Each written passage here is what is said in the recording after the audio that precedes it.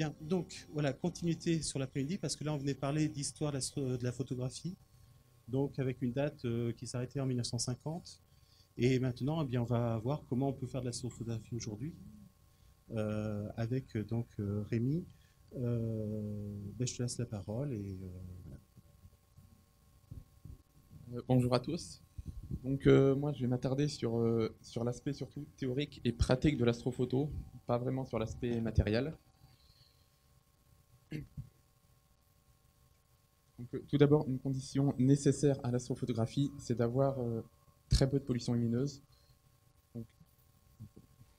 Donc, comme pour l'observation.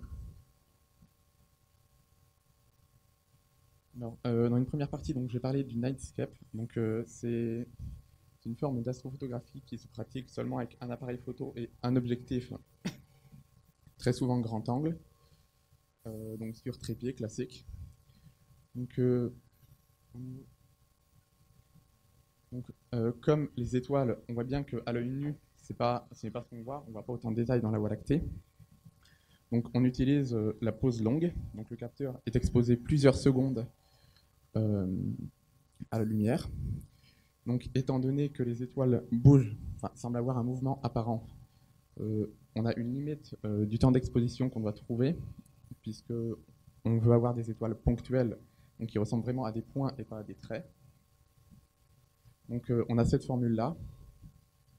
Donc le temps d'exposition en secondes maximale, c'est 35 fois l'ouverture de l'objectif, du diaphragme, plus 30 fois la taille d'un pixel en micromètre, divisé par la focale en millimètres de l'objectif.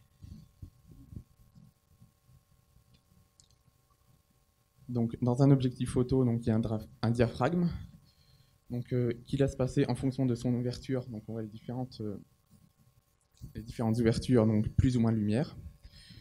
Donc le point commun entre toutes ces valeurs d'ouverture, c'est que quand on passe d'une valeur à l'autre, donc de f de 8 à f4, on perd un stop, donc on a 2 fois moins de lumière, puisque plus le nombre est petit, plus on a de lumière qui rentre dans l'objectif. Et donc pour trouver, quand on part par exemple de f de 8, pour trouver la valeur qui va correspondre à un stop de lumière en moins, c'est cette valeur fois racine de 2.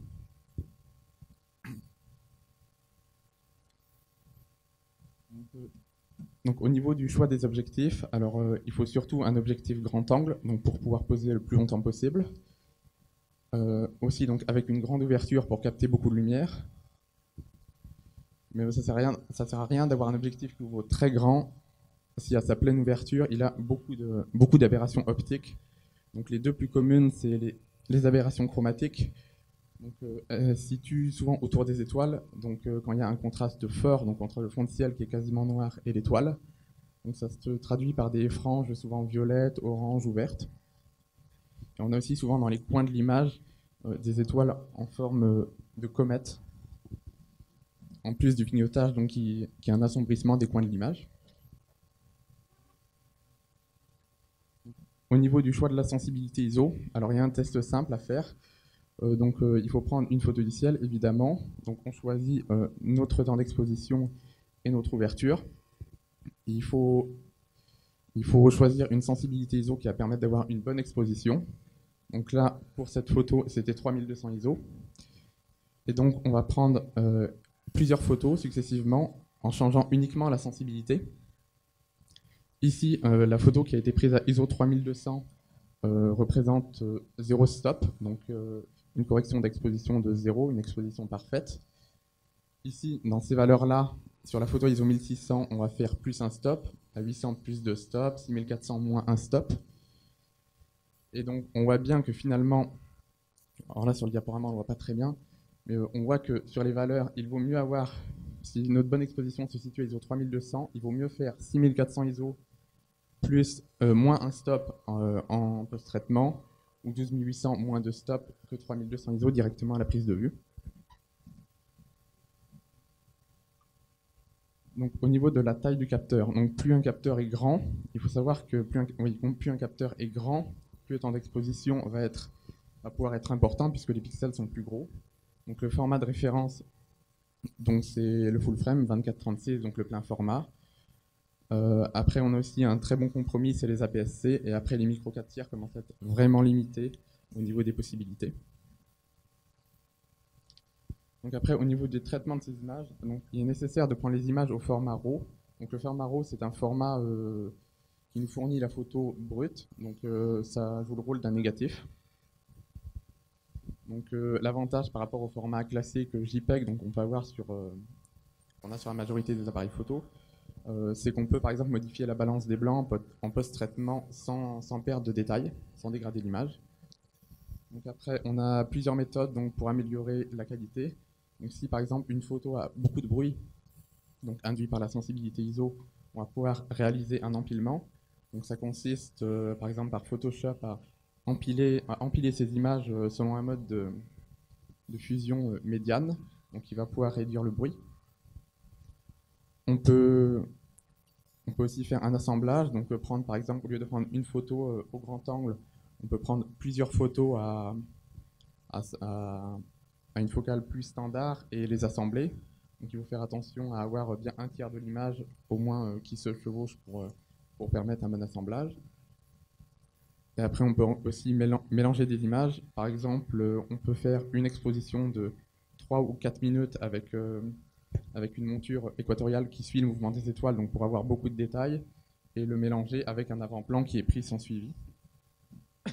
Parce que si on laisse le suivi, forcément, l'avant-plan va devenir flou. Donc, dans cette deuxième catégorie, donc, je vais parler du ciel profond, donc, qui consiste à photographier uniquement des objets sans paysage. Donc, ici, on peut voir un amas globulaire, donc M13, la galaxie d'Andromède et le centre de la Voie lactée, le bulbe galactique, qui est très visible en été et qui présente beaucoup de nébulosité et d'étoiles colorées.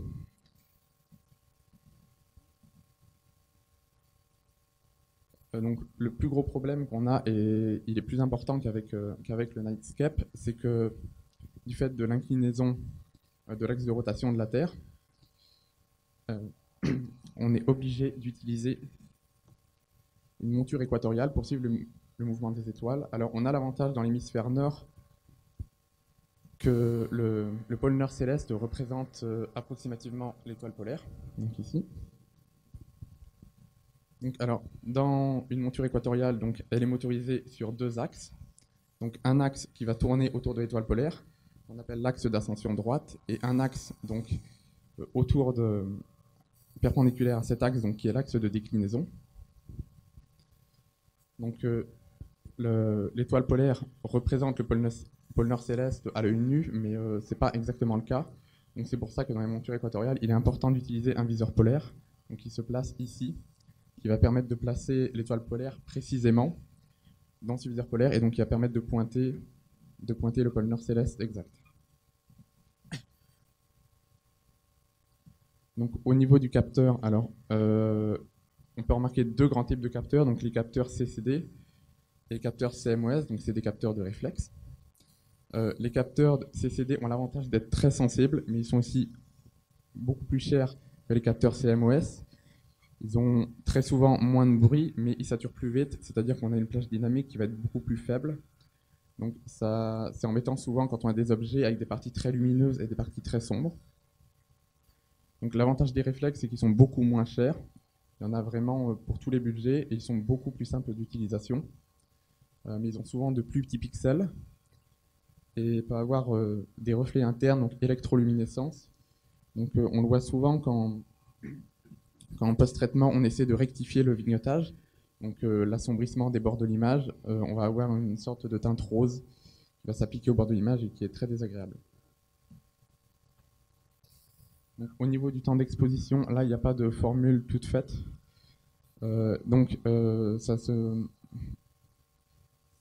joue surtout sur les statistiques de l'image. Donc, on peut avoir donc dans le logiciel Iris, donc, dans les statistiques, il faut que le sigma d'une brute pré-traitée, donc je parlerai tout à l'heure du pré-traitement, doit être égal à au moins 3 fois le sigma de l'offset. Alors en principe, on est souvent à 4 ou 5 fois, surtout si on a beaucoup de pollution lumineuse. Donc, au niveau de l'ouverture et de la sensibilité, donc l'ouverture, c'est le rapport de la focale en millimètres du télescope sur pardon, c'est le rapport de la focale du télescope sur le diamètre. Donc plus ce chiffre est petit, plus le télescope va capter un nombre important de photons. Donc ça marche dans le même sens que les objectifs photo. Alors après, pour la sensibilité, on ne peut pas trop jouer sur un test d'invariance d'ISO parce que c'est beaucoup plus compliqué. Donc là, j'ai mis quelques valeurs de référence. Donc ISO 800 pour les capteurs APS-C. Donc ce sont des capteurs souvent en réflexe, entrée et milieu de gamme, et les pleins formats assez anciens. 1600 pour les APS-C récents, et on peut aller jusqu'à 3200 pour les pleins formats très récents.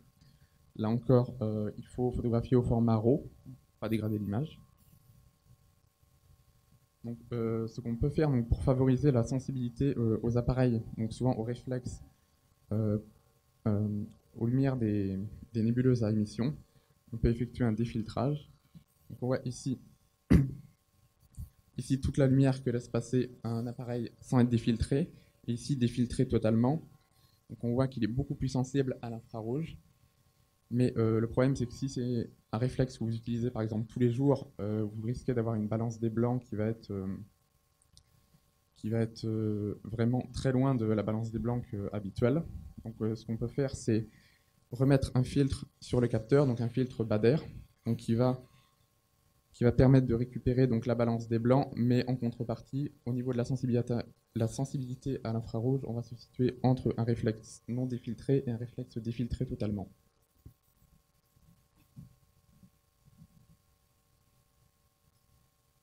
Donc, étant donné que souvent pour les télescopes, on utilise des très longues focales, on peut utiliser une technique qui s'appelle l'autoguidage. Donc ça consiste, donc là on voit donc, un tube avec un appareil photo donc, qui est l'équipement imageur. Et donc on met une lunette ou un chercheur en parallèle avec une caméra. Et grâce à un logiciel comme Guildmaster ou PhD Guiding, ce logiciel va centrer une étoile. Il va mesurer l'erreur périodique de la monture, donc une erreur de suivi qui est induite par la mécanique tout simplement, et va effectuer les ajustements nécessaires pour maintenir cette étoile au centre. Donc ça permet d'allonger le temps de pause. Une autre méthode d'auto-guidage, c'est le diviseur optique. Donc ça se met au foyer d'un télescope. Donc ça permet de mettre deux capteurs, donc deux caméras sur le même télescope.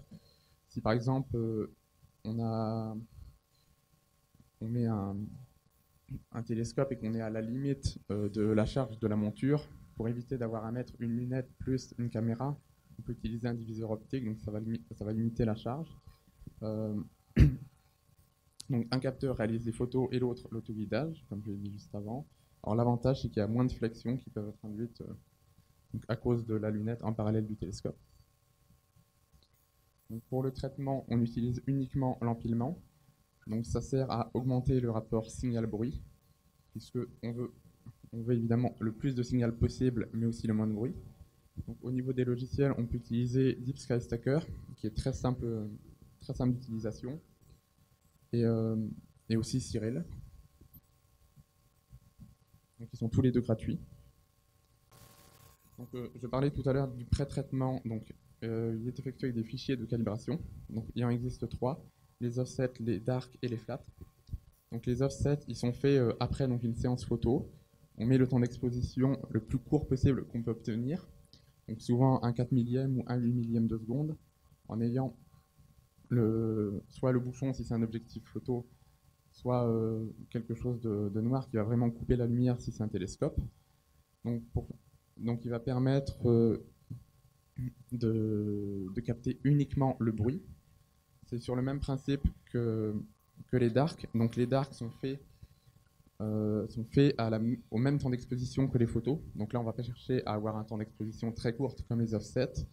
Il va permettre de capter plus de bruit thermique, donc qui est induit souvent par la durée de la pause. Les flats sont faits donc après la séance photo, donc on va mettre souvent un écran blanc, comme une page blanche d'ordinateur, fichier texte, et on va ajuster uniquement le temps d'exposition pour avoir l'histogramme aux 2/3. Donc ça va permettre de capter les tâches sur le capteur et le vignotage. Donc pour chacun de ces fichiers de calibration, il faut en faire environ une vingtaine pour que ça soit efficace. Donc en faisant une moyenne, le logiciel, en faisant une moyenne de tous les offsets, va créer un master offset. En faisant une moyenne de tous les dark, un master dark, et une moyenne de tous les flat, un master flat. Donc les offsets, le master offset et le dark va servir à créer le master flat. Et après, donc, la combinaison de ces trois images va permettre de pré-traiter cette image. Et donc l'avantage d'utiliser ces fichiers de calibration, c'est qu'on a une image beaucoup plus facile à traiter par la suite.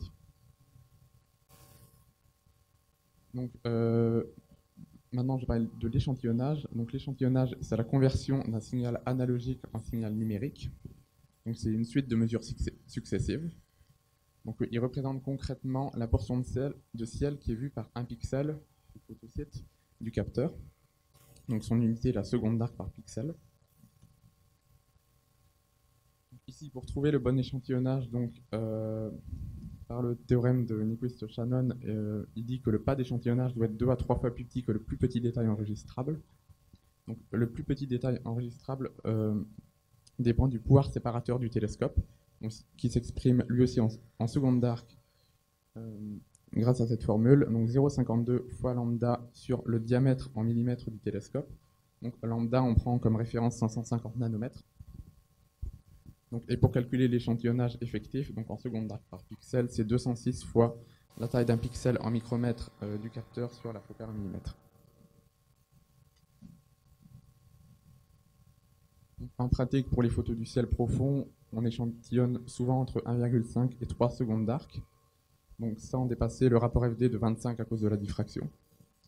Donc, on voit que si on suréchantillonne, donc si la portion de ciel vue par un pixel est trop petite, on va simplement agrandir le flou, alors que si on sous-échantillonne, on ne va pas pouvoir aller chercher le plus petit détail enregistrable, d'où l'importance d'avoir un bon échantillonnage. Donc, il existe plusieurs techniques si on est contraint par le matériel de ne pas pouvoir avoir le bon échantillonnage. Donc, le drizzle, c'est utilisé quand on sous-échantillonne, c'est-à-dire quand la portion de ciel vue par un pixel est trop grande. Donc, il va diviser les pixels en plus petits pixels, et donc ça va augmenter la résolution. Donc, il faut faire attention de bien faire du dithering, c'est-à-dire un décalage aléatoire du pixel entre chaque pose, pour qu'il soit efficace. Donc, par exemple, sur une monture équatoriale, avec la raquette, on va juste décaler le télescope, mais vraiment de quelques pixels. Et l'autre technique, c'est le binning, donc qui permet de rectifier un suréchantillonnage, donc qui va combiner plusieurs pixels en un seul. Donc, il faut faire attention à avoir une assez bonne résolution, puisque forcément on perd. Donc pour finir, je vais parler de la photo planétaire. Donc là, on a le Soleil, la Lune et Saturne. Donc au niveau du capteur, alors là, c'est plus du tout la même technique. Il faut figer la turbulence. Donc les pauses doivent être les plus courtes possibles, donc de quelques millisecondes. Ça pose pas problème étant donné que les planètes, le Soleil et la Lune sont très brillants. Donc, ce qui permet justement de faire ces pauses de quelques millisecondes, ce sont des caméras qui permettent, des caméras souvent CCD, qui permettent de prendre une vidéo à haute cadence d'image. Donc il faut faire attention à les prendre en fichier SER ou AVI pour qu'ils soient lus par les logiciels de traitement. Donc l'avantage des caméras CCD, c'est qu'elles ont un petit capteur, et donc forcément elles permettent une plus haute cadence et un échantillonnage adapté, puisque forcément pour les planètes, il faut grossir beaucoup. Donc, au niveau des paramètres, pour l'ouverture, c'est pareil, c'est le rapport focal sur diamètre du télescope. Alors, au niveau de l'exposition, forcément, on va avoir la durée des pauses la plus courte possible pour figer la turbulence, mais le gain, qui correspond à la sensibilité ISO sur un appareil photo de type réflexe, le plus bas possible. Donc, il faut faire des tests. Là, il n'y a pas de solution théorique pour trouver le bon compromis. Donc après, on va utiliser des logiciels comme Firecapture ou SharpCap qui permettent l'acquisition. Et après, des logiciels comme Registax et AutoStackert vont sélectionner les meilleures images. Ensuite, vont les empiler et on va pouvoir réaliser un traitement. Donc l'avantage de Registax, c'est qu'il permet un traitement par ondelette, qui permet d'améliorer la netteté. Donc pour finir, l'échantillonnage, alors on va échantillonner beaucoup plus On va avoir un échantillonnage beaucoup plus faible, donc entre 0,2 et 0,6 secondes d'arc. Et on verra à pas dépasser le rapport FD de 25 à cause de la diffraction encore. Merci. Est-ce que vous avez des questions?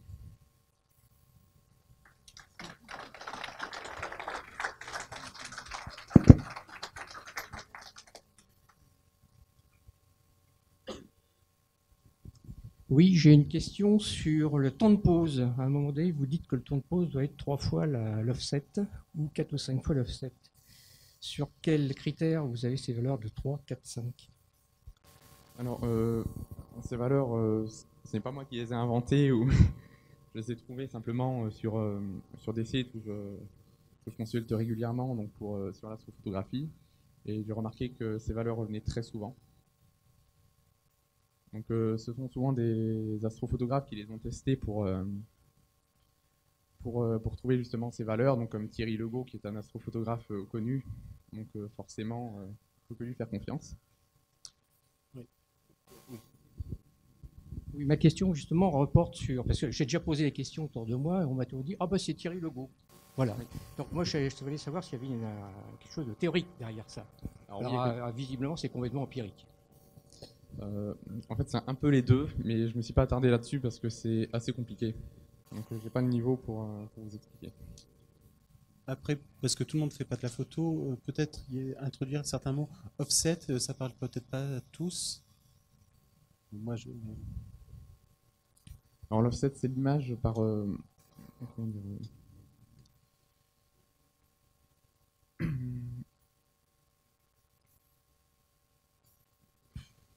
je vais pas pouvoir expliquer là. C'est la réaction du capteur, il me semble. Oui. Le bruit du capteur. Donc, c'est le bruit électronique, voilà. C'est-à-dire qu'un capteur numérique, ben, il fonctionne avec de l'électricité, il y a des électrons qui sont là-dedans, et ces électrons vont eux-mêmes réagir sur le capteur. Donc, lorsqu'on prend une image, bien sûr, il y a l'image qui arrive, et en plus, il y a ces électrons-là qui vont créer ce qu'on va appeler du bruit. Alors, ce bruit, il n'est pas auditif, mais c'est ce qui peut ressembler au grain qu'on a sur les anciennes photos. Donc, comment mesurer ce bruit? Eh bien, on va prendre une photo très courte, mais justement sans entrée de lumière. Donc, effectivement, le résultat, on a l'impression d'avoir un noir, mais dans ce noir, il y a un petit peu de signal. Donc voilà, c'est ce qu'on appelle l'offset. Et donc, on le soustrait de notre image pour enlever donc ce bruit. Y a-t-il d'autres petits points donc, sur la méthode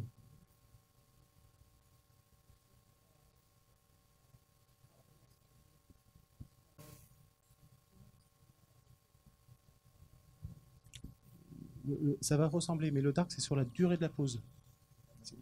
Voilà, le même temps que la pause. Voilà. Le dark va capter le bruit thermique.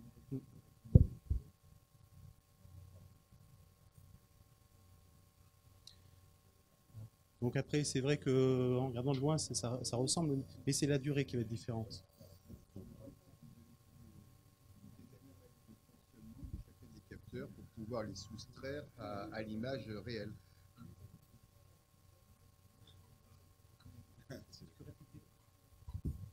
Le but, c'est d'analyser comment fonctionne chacun des capteurs de façon anormale, puisqu'ils sont tous plus ou moins résistants, ils ne sont pas identiques, hein, ce sont des choses matérielles. Hein, donc, et après, on va soustraire à l'image qu'on a prise cette sursensibilité ou sous-sensibilité, etc. Donc, c'est tout un travail qui permet de faire comme si on avait des capteurs qui étaient tous parfaits.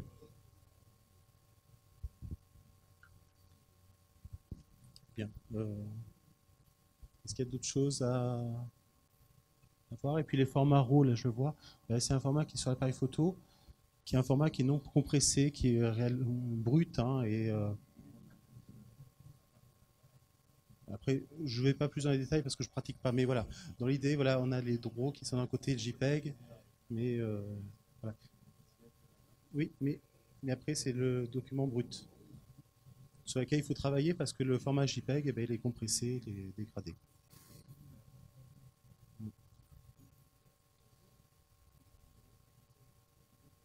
Le RAW? Ah non, pas le JPEG, que je sois bien clair. Le JPEG, il est comprimé, compressé, il est dégradé. Le RAW est brut et donc on a l'image d'origine. Voilà, bien. On passe à la suite. Donc merci Rémi d'avoir pris du temps donc, pour cet exposé.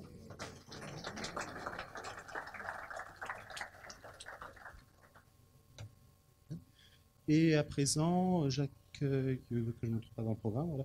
J'accueille Abdeljabbar Benzoukar d'un nouveau club aussi d'astronomie basé à Lusignan, Ciel Mélusin, pour présenter donc ce projet d'exposition.